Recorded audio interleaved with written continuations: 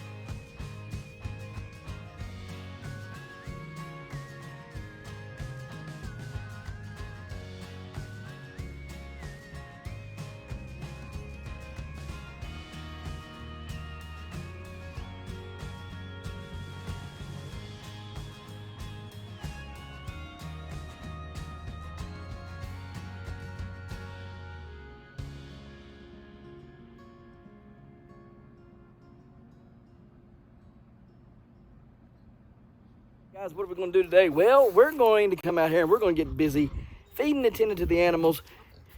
You're going to go inside and you're going to learn all about these seeds that we bought today. All right, we got them in today from Baker Creek, and you guys are going to go inside and you're going to learn all about it. It's going to have to be a two-parter, so stay tuned for that because we're going to cut it in half so you get two good videos out of it. So we'll see you later, all right? Are you ready, kids? Aye, Captain! I can't hear you. Aye, Captain. Oh, who buys up every seed he finds? Ryan Cook. Who has an addiction and it's all fine? Ryan Cook. All right, guys. Let's see here. Rare Seeds.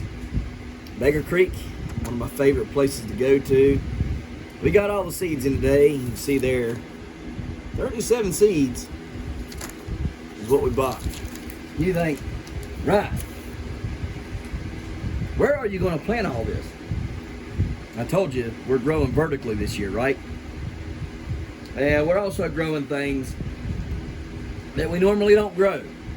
You know, early season crops and things. We don't really grow those. We usually wait and plant out everything else and stuff. So this year we've changed it up just a bit. So we're going to be going through this. We're going to start with our early season stuff here. These are rutabagas, Bone Yellow. See there on the back there? What I like about this is we got a lot number, okay, and all that stuff back here. And if anything happens to these seeds inside of here, I can give them this lot number and stuff. And they know, you know, they can check it themselves and see what's going on with them, right? Anyways, that's another reason why I do these videos. Again, if you've never watched my videos, you're just tuning in. I love to go over my seeds, and I like to do the Baker Creek ones because then, if, like I say, if the seed pack goes bad or this fades out, I've got the information. I just go back to the video and I've got everything I need right here. So on these Bone Yellow cabbage turnip, or a rutabaga, also known as a Swedish turnip, a large variety, deep golden yellow colored roots are sweet and rich tasting. So late spring to midsummer for a fall harvest. We're going to do them right now. Anyways, we're going to do 80 to 90 days to reach their largest size. So if we plant them now, okay, and we grow them outside in the greenhouse, we should be able to harvest them roughly around May, right? So we're going to be planting them out in the greenhouse, and hopefully we'll be getting some of these about May time frame. All right, next thing is Brussels sprouts. It's the Groninger, okay? Never grown Brussels sprouts. Around here we eat them, but we don't eat them a whole lot. I think we'd eat them more if we had, fresh ones. Groninger Brussels sprouts, ideal choice for first-timers, which I am a first-timer grower. Medium to small sprouts, easy to grow varieties, steady producer, will improve in flavor in cold weather or with cold weather. Best planting in midsummer for a fall harvest. Sow seeds or transplant into rich soil in full sun with an abundance of moisture. And harvest best when harvested after a light frost. So if I plant these now, get them going, I should be able to plant out some in March. Be able to grow them through April, May, and have that light frost that they're talking about. I'm not going to plant a bunch of these right now. Just plant a few of them, kind of try them out and whatever. And then that way, whenever time comes this summer to plant them for fall, we'll know what we're dealing with. All right, so that's why I got these, just to try them out for right now, and get used to growing them. So I'll plant probably maybe 5 or 10 of those plants and see what I can get out of them. Kohlrabi. Now we already got the Vienna purple Kohlrabi, but we went on ahead and we got this giant type. All right, super schmelz or schmelz. George giant white is what they call it. There's the back side of it there. And anyway, super schmelz or giant white Kohlrabi, spectacular giant variety from Switzerland. This type makes the largest bulbs of any Kohlrabi, weighing up to 10 pounds, yet stays tender. Planting instructions: direct sow in rich soil every 2 to 3 weeks, from 2 weeks before last spring frost to 2 weeks before first autumn frost. Harvest when bulbs reach 3 inch to 10 inch. All right, so there's that. We'll be trying some of those out. Asparagus, Mary Washington. All right, now guys, I'm not a big asparagus eater, but I do like it when I eat steak at steakhouses and they grill it up. So I said, why not? The other thing I thought about is this right here continues to grow. You plant it, and it'll just grow. And you can harvest it year after year, from what I've seen other people do. So I like that aspect of it as well. And I thought, well, what better thing to plant than something that continues to grow, right? So anyhow, Mary Washington asparagus is a classic asparagus variety, widely grown for centuries. Productive and very long-lived.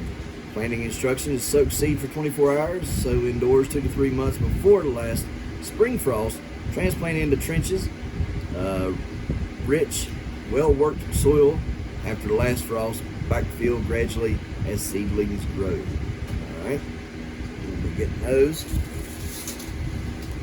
And last on that is the beets. It's the albino beet. We already got golden beets. They didn't do any good for us, but we're going to attempt them again. Let's see what these will do as well. 55 days, a pure white, fairly smooth, rounded heirloom beet from Holland. It's super sweet. White flesh is unusual and tasty. The greens are also good. This beet can be used for making sugar.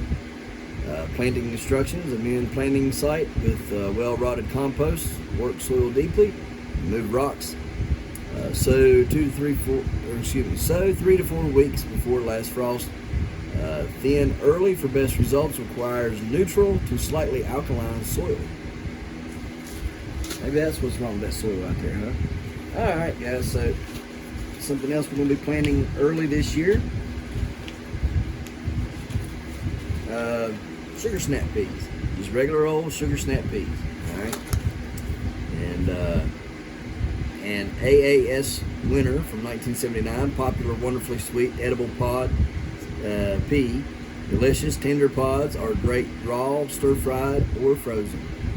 Planted in place very early spring, 4 to 6 weeks ahead of a last frost date, or in late summer for fall harvest. Trellis vining types for best result. Then we got the sugar daddies, which we're growing already. We grew them last year. We're going to grow them again.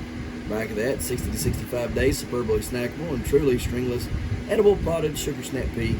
So sweet and amazing, shelled or whole. The productive bushy semi-dwarf vines grow just 24 inches tall, producing 3-inch long pods, trellis, or allowed to grow without support. You can see how they're planting. All right. These here I'm pretty excited about. Mammoth melting sugar. So there's the number and all that there on the back. An heirloom variety that has been popular for many years. Large, sweet flavored pods, tall 4-foot plants, picked for before the peas inside start to get large.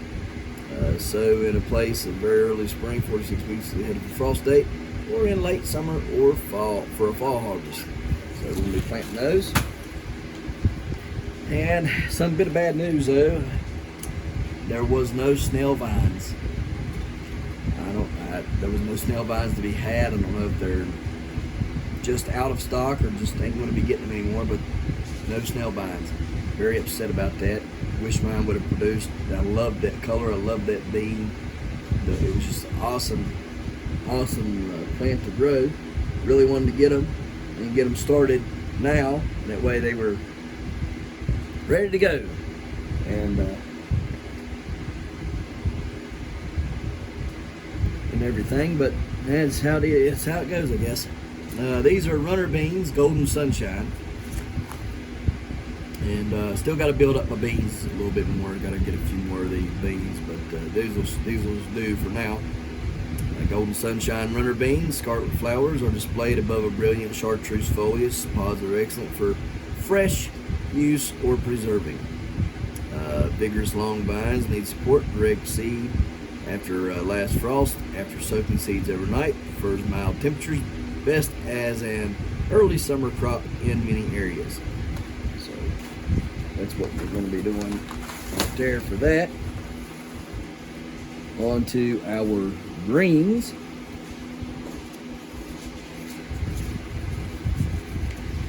Oh, there's the Benny Hashi again. All right, they go to free.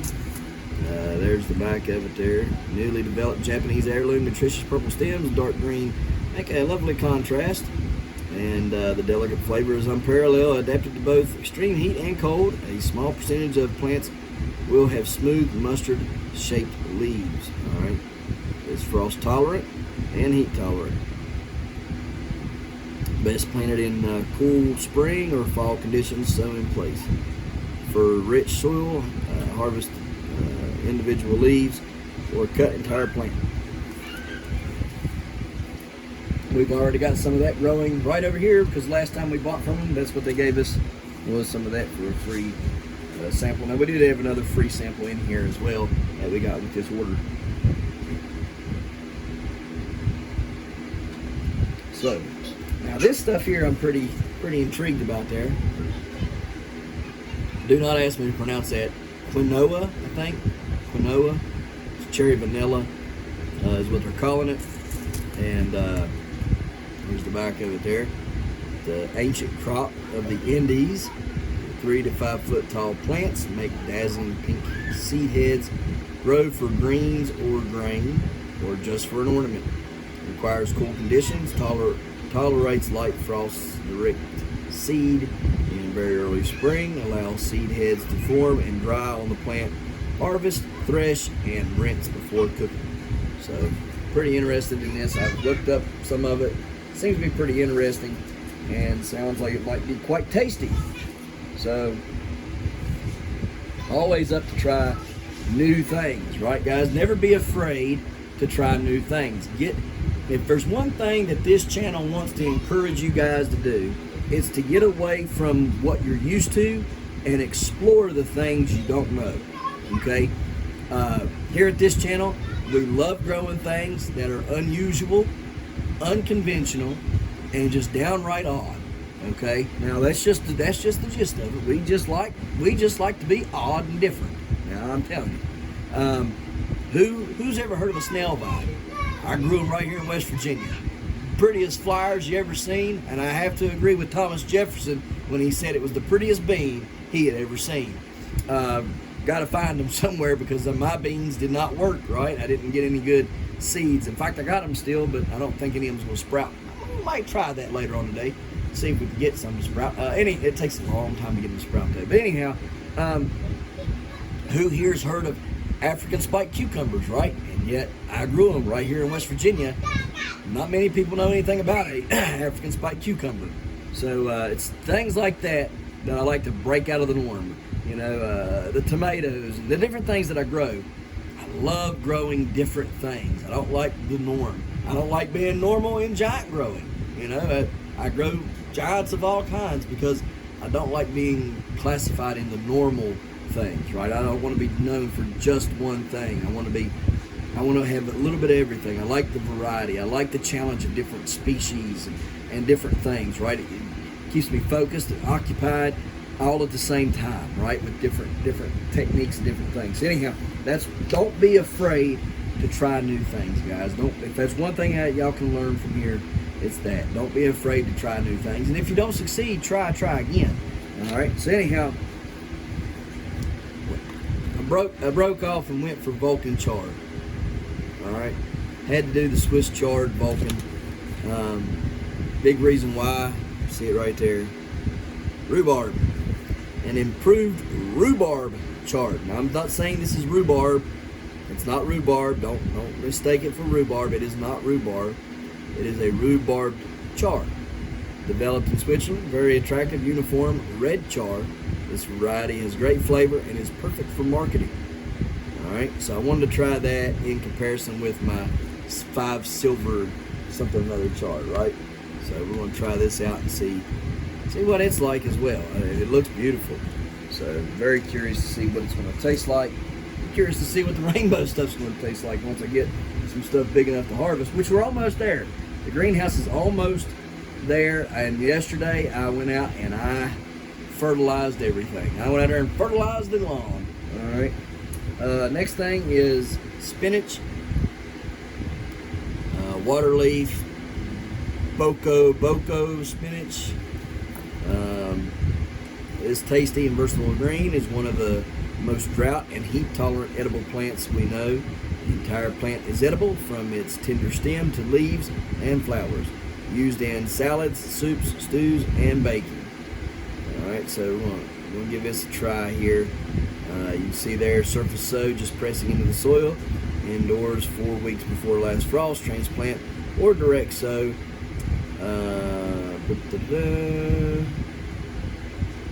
Outdoors 2 to 3 weeks after last frost. Prefers heat, humidity, abundant moisture over winter.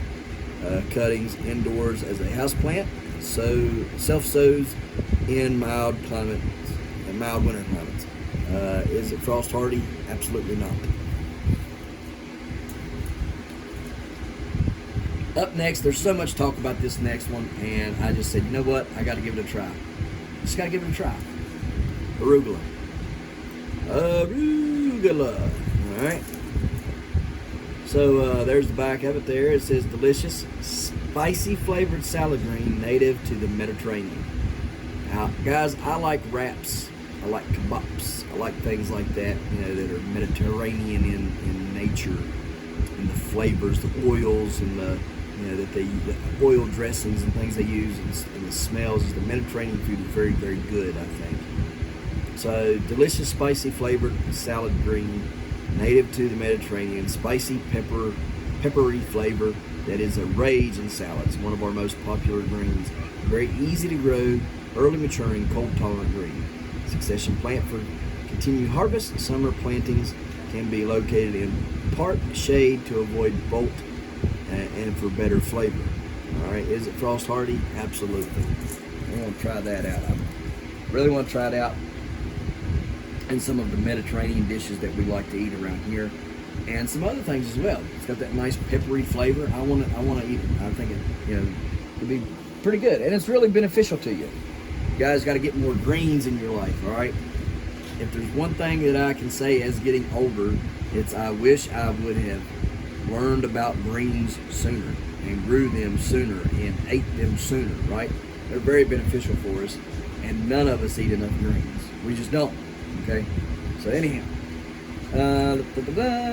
strawberry. We'll do strawberry first. we're going to be planting the strawberry Red Wonder Wild. They look pretty beautiful little things, they do. Selected for large, elongated red fruit, sweet and aromatic, perfect in ground or for containers. Start indoors 4 to 6 weeks prior to late frost. Barely cover lightly with soil. Do not allow soil to dry out or direct sow about time for last frost. Okay, is it frost hardy? Yes. Next one, and then we're going to talk about strawberries for just a second, is the strawberry Alexandria. Alexandria strawberry, very productive alpine type, deep scarlet fruit, weighs 2 to 3 grams each. Ever bearer. Yields first season from an early planting. Start indoors 4 to 6 weeks prior to last frost. Barely cover with lightly with soil. Do not allow soil to dry out or direct sow about time for last frost. Is it frost hardy? Yes. So,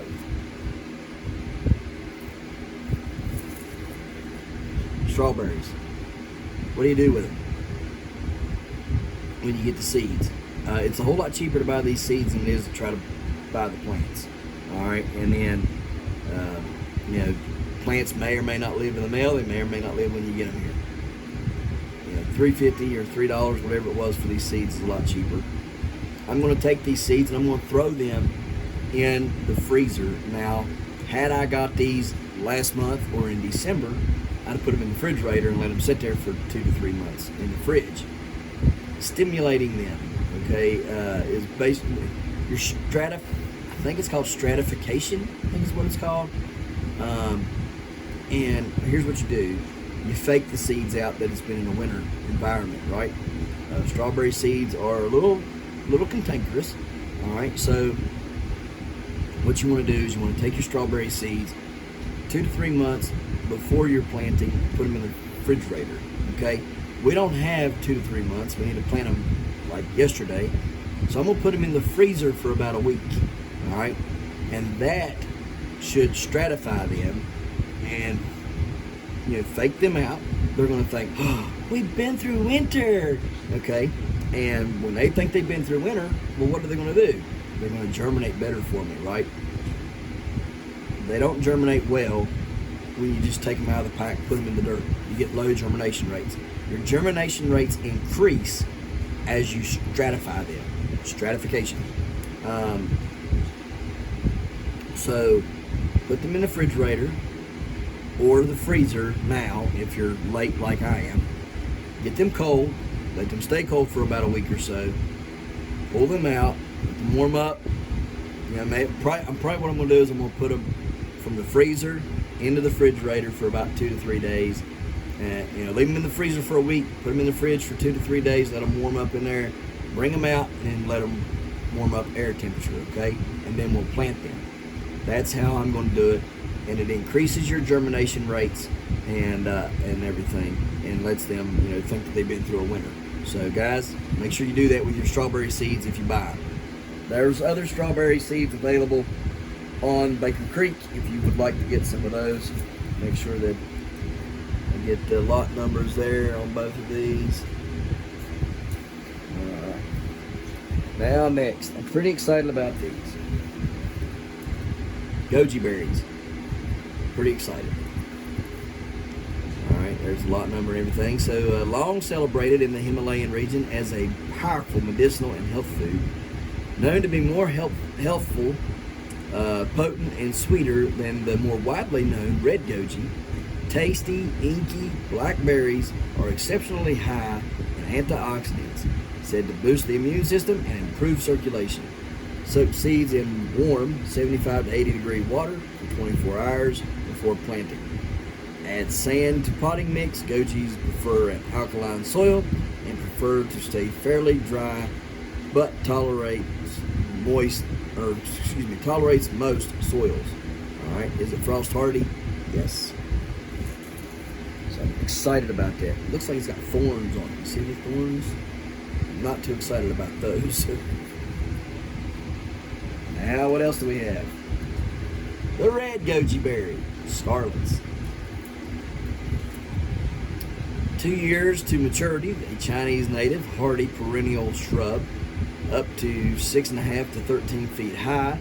From June to September, the shrub is decorated with pale violet, fragrant flowers, a superfruit with a host of traditional uses.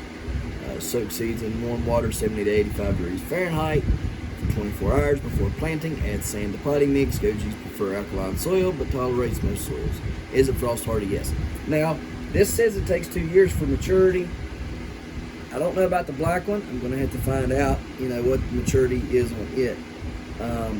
But nevertheless, it's pretty cool. And we'll be having some Gojis. So what I'm going to do is I'm going to plant me all these seeds. I'm going to plant every one of them. And what I'll do is I'll sell some of these as plants, as trees, whatever you want to call it. And then I'll keep some for myself, and we'll make a goji berry forest. All right. I probably will end up putting one though in a bucket, just simply because if I ever move and I want to take it with me, I'll have me a start of goji berry already ready to go, and I won't have to start all over again. So that's kind of the thought behind that. On to watermelons, and guys, or just melons in general. Y'all know I'm a melon freak. I love the melons. I love watermelons. I love, cantaloupes and rich sweetness watermelons, anything like that. I love eating them. I think they're great. Only problem is space and disease and pests, right?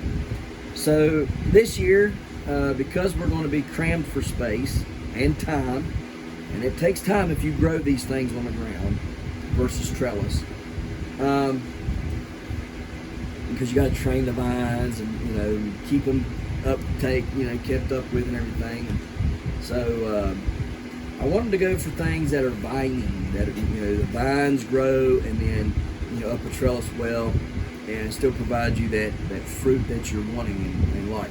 Plus, I've not had really great success with watermelons this year or last year.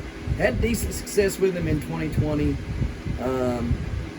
Just didn't have real great success with them last year in 21. Mainly because of the varieties, I think. The plants grew wonderful. They put on a lot of watermelon, but just didn't get what I wanted. So this year, I thought, what could I do? What could I do to fix this problem, correct the error, but still be able to get what I like? I ran across these. The Coho. It's orange watermelon. It's really, really pretty. Okay, you can see one there in his pocket, or his bibs rather, not in his pocket, but inside of his bibs there. Really nice looking orange watermelon. The Coho watermelon is a rare heirloom and was originally brought to Japan from China around the year of 1912. Gorgeous salmon orange flesh, elongated fruit, weighs about 2 to 4 pounds, and are perfect for 2 servings. I thought that right there is perfect for trellising because 2 to 4 pounds ain't much. They can hold on to that really well. If I'm worried about it, I can hammock it. Maybe get a little bit of a hammock there, and just hammock it to the trellising. It'll be all right. So direct seed or set out indoors started transplants after late frost date when really warm weather has arrived. Needs rich soil, amended with compost and plenty of moisture. So I'm going to be growing that one. I'm pretty excited again, like I say, for that. And these next two coming up, I'm pretty excited about as well. Lemon drop watermelon. This is a yellow watermelon. It's a canary-like watermelon. The lemon drop watermelon is like striking gold. This glorious gilded watermelon is pocket-sized with a vigorous growing habit. Each vine blossoms and provides 1 to 2 pound fruits with flavor that is unparalleled, candy sweet and crisp texture. Direct seed or set out indoors started transplants after last frost when the really warm weather has arrived. Needs rich soil, amended with compost and plenty of moisture. So want to plant that. Thought that right there would be really, really neat. Just, you know, pocket size, almost like my pocket-sized Rich Sweetness 132 melons, right? So I got those Rich Sweetness 132 melons, and you know they're pocket-sized now, and they're basically a pocket-sized cantaloupe, right? Well, now I've got a pocket-sized watermelon. And if that wasn't good enough, Royal Golden. Now on the website, I'm going to stick a picture right here. All right, guys, y'all see that picture?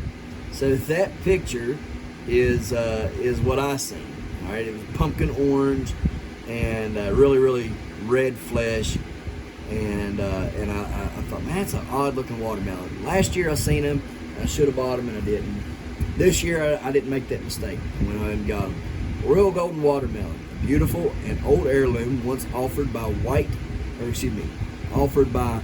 Will Height Seed of Puville, Texas.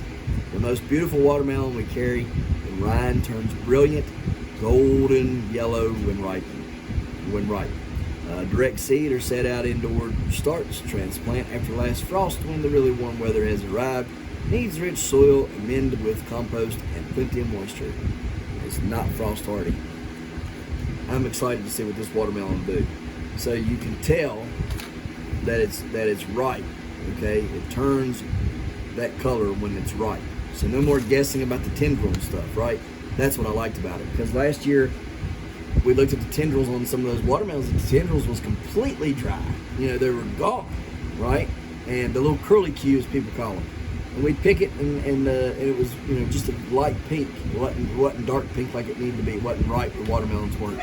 And then the extra ones that I let set to get riper, I let them sit for too long, and they rotted. So never got a real good, decent watermelon last year because of all that. So it's very, very frustrating. So anyhow, I'm gonna try these out. Hopefully they'll be better. Now here's my oddball for the year. Y'all know I like to plant, like I said earlier in the video, odd things. Now this is my oddest thing that I got this year. Liken it to the African spiked cucumber. Only I pray that it does not do like the African spiked cucumber did and take over and make a forest. All right, but if it does, it'll be on the fence line. I ain't worried about it. The Satuma Naga bitter. Satuma Naga bitter. Don't even ask me. This old hillbilly can't pronounce it. That's a long fruit right there, right? Much like a cucumber, if you can tell there by the picture.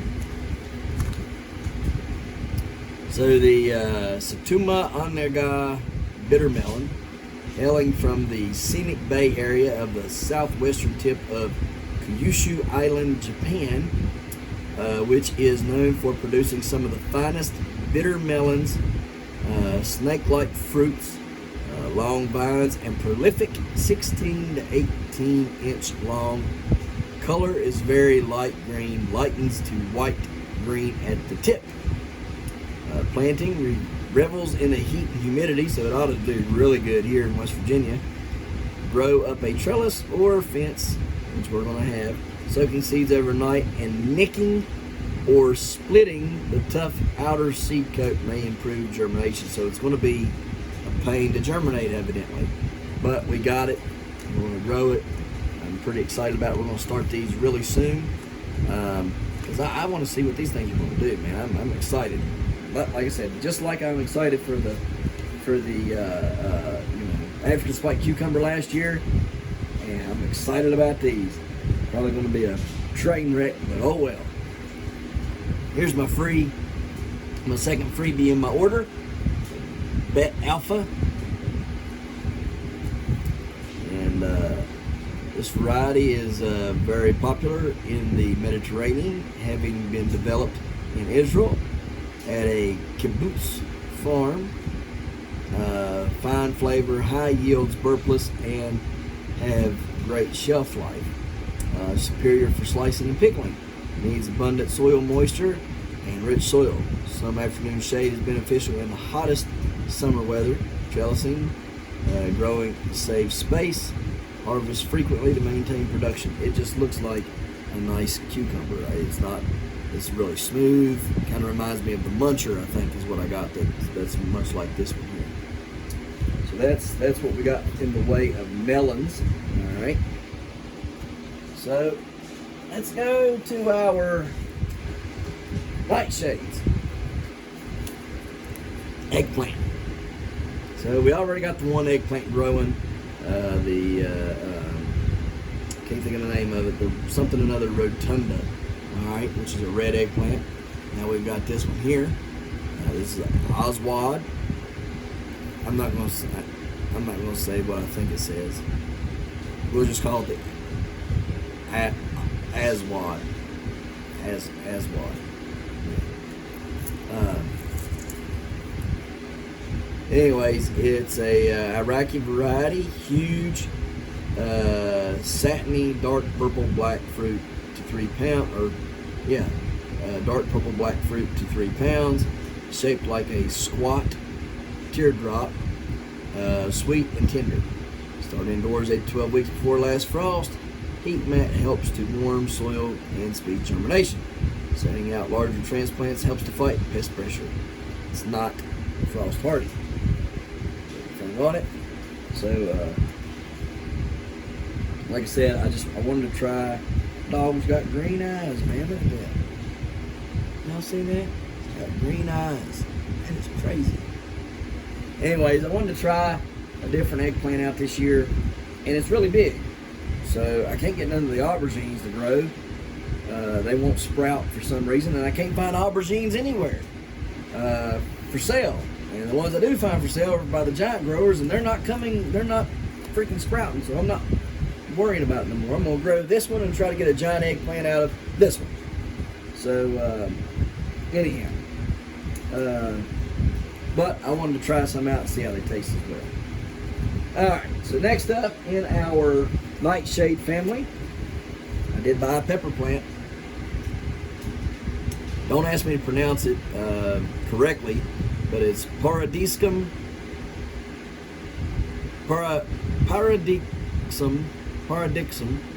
Aleku Sarga Zensi, I think, yeah. So anyhow, whatever. It's that word, okay? It's right there. You see it. There's everything on the back there. It's one of truly great Hungarian peppers, yellow, flat-ribbed, pumpkin-shaped fruit. Has tremendous flavor, very thick, crispy, juice flavor. Plant indoors in bright light, 8 to 12 weeks before last frost date. Heat mat helps to warm the soil and speed germination. Peppers often appreciate a bit of afternoon shade during the hottest summer weather. Now I bought this because the picture looked a little bit different. These look small compared to what the picture looks like. Here's the picture. See the difference? Yeah, big difference in it, right? But I think it's a sweet pepper, so that's kind of what I was going for, was a sweet pepper. I need to put some more sweet peppers out there, right? It didn't have enough sweet peppers last year, as many as I did the hot. Need to have as equal amount of sweet as I do the hot and everything. So I wanted to get that, and it looked like a really good pepper, and I'm a pepper nut. So there we go. On to the remaining nightshade family. We're gonna blow it out of the water with this thing right here. My goodness gracious, would you look at that tomato? Is that not a thing of beauty? Whoever came up with this tomato knew what they was doing, guys. I mean, that thing is beautiful. I've never seen no anthocyanins in a yellow tomato. That's a yellow tomato, not an orange tomato, okay? Not a red tomato. That's a yellow tomato, guys. That thing looks phenomenal, and I want to eat it. I mean, just looking at that says, eat me, right? I'm just like shaking my head like, man, I can't wait to get this thing grown. That thing looks phenomenal. There's the back of it there, lot number and everything. Man, $4.50 for a pack of these juggers, man. But I tell you what, I bet they pay off. There don't feel like there's very many in there. They feel kind of light. Anyhow, the Sart Rollies, I don't know, I guess that's how you say it. It's 85 to 90 days. Its gorgeous globes have the luster and stunning color of a stained glass masterpiece, bursting with sweet, fruity, and complex flavors with just the right acidity. Tropical sweet with high antioxidant content. Large beefsteak fruit averages 10 to 24 ounces. So, yeah, we can get up there, pretty good size, you know, over a pound each. Winner of our 2020 taste tests. Okay, you can see the planting instructions there. I'm excited about this tomato. I really am. In fact, I'm excited about all the new ones that I got, even an old one that I brought back, because I'm worried that I'm going to sell them all out because that's how many people are buying them up. So anyhow, I got the tomato blush tiger. You can see that. Look at all that blushing on there. They're not beautiful. So I wanted to try a little bit of a different cherry tomato this year. Get away from the, you know, the yellow pear maybe. Might plant like 1 or 2 yellow pears, but I wanted to get it kind of away from that, away from the cherry, not the cherry, but the sweet cranberry, and away from the Amur tiger. I might plant like 1 or 2 of those plants, but not many. I wanted to try something different. So I looked up, and this right here was one of the things that I wanted to try differently. That is a small tomato. So it's an indeterminate saladette tomato that glitters and shines with superb flavor to boot.